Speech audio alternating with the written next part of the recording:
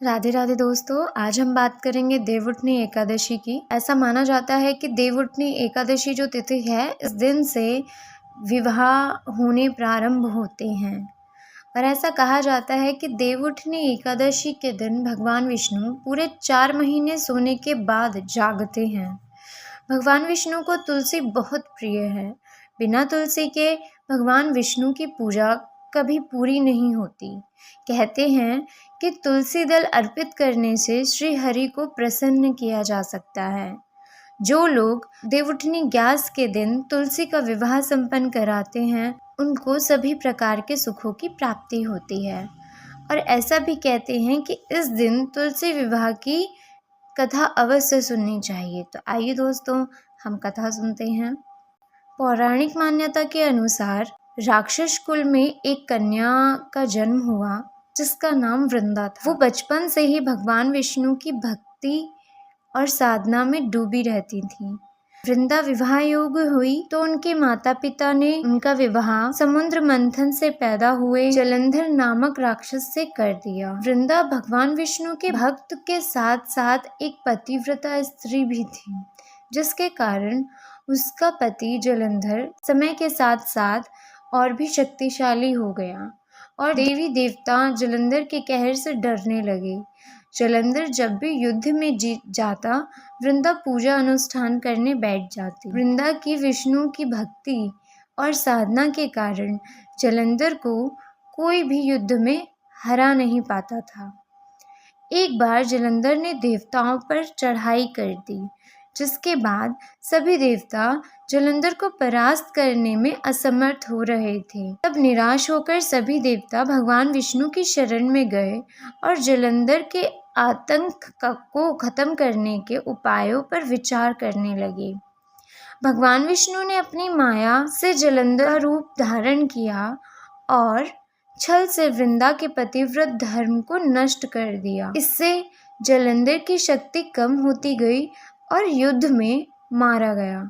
जब वृंदा को भगवान विष्णु के छल के बारे में पता चला तो उन्होंने भगवान विष्णु को शिला यानी पत्थर बन जाने का श्राप दिया। भगवान को पत्थर होते देख सभी देवी देवताओं में हाहाकार मच गया। फिर माता लक्ष्मी ने वृंदा से प्रार्थना की। तब जाकर वृंदा ने अपना श्राप वापस लिया और खुद जलंधर के साथ सती हो गई और उसके साथ ही भस्म हो गई। ऐसा कहते हैं कि उसके शरीर की भस्म से तुलसी का पौधा बना। फिर उनकी राख से पौधा निकालकर जिसे भगवान विष्णु ने उस पौधे को तुलसी का नाम दिया और खुद के एक रूप को पत्थर में समाहित करते हुए कहा, आज से तुलसी के बिना मैं कोई भी प्रसाद स्वीकार नहीं करूँगा। इस पत्थर को शालिग्राम के नाम से तुलसी के साथ ही पूजा जाएगा। तभी से कार्तिक के महीने तुलसी जी से शालिग्राम जी का विवाह भी किया जाता है। आइए जानते हैं तुलसी विवाह की पूजा विधि।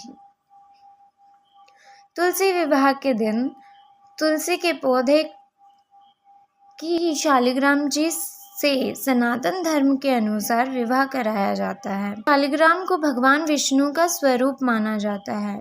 तुलसी विवाह को लोग उसी प्रकार करते हैं जैसे आम लोगों के विवाह होते हैं। उस दिन पंडित जी को घर में बुलाकर तुलसी के पौधे पर लाल चुनरी उड़ाकर श्रृंगार की सभी सामग्री चीजें वस्तुएं अर्पित जाती हैं। हिंदू धर्म के अनुसार तुलसी पूजा करने से विशेष लाभ प्राप्त होता है, इसलिए प्रत्येक घर में तुलसी विवाह को अधिक महत्व दिया जाता है। तुलसी विवाह के दिन कन्यादान भी किया जाता है, क्योंकि कन्यादान को महादान माना जाता है। तुलसी विवाह के दिन सूर्योदय से पहले उठकर स्नान करें, साफ वस्त्र धारण करें और व्रत का संकल्प लें। तुलसी विवाह के दिन तुलसी के पौधों को लाल रंग की चुनरी उड़ाएं। इसके बाद तुलसी के पौधे पर श्रृंगार की वस्तुएं चढ़ाएं। पत्थर रूपी शालिग्राम को तुलसी के पौधे के साथ स्थापित करें। शालिग्राम को स्थापित करने के बाद तुलसी के पौधे का विधिवत पंडित जी से विवाह करवाएं। ये पूजा उन लोगों के लिए फलदायी होती है जिन लोगों के घर में बेटियां नहीं होती। राधे राधे दोस्तों, आज के लिए इतना ही। आशा करती हूँ आपको अच्छा लगा होगा। राधे राधे।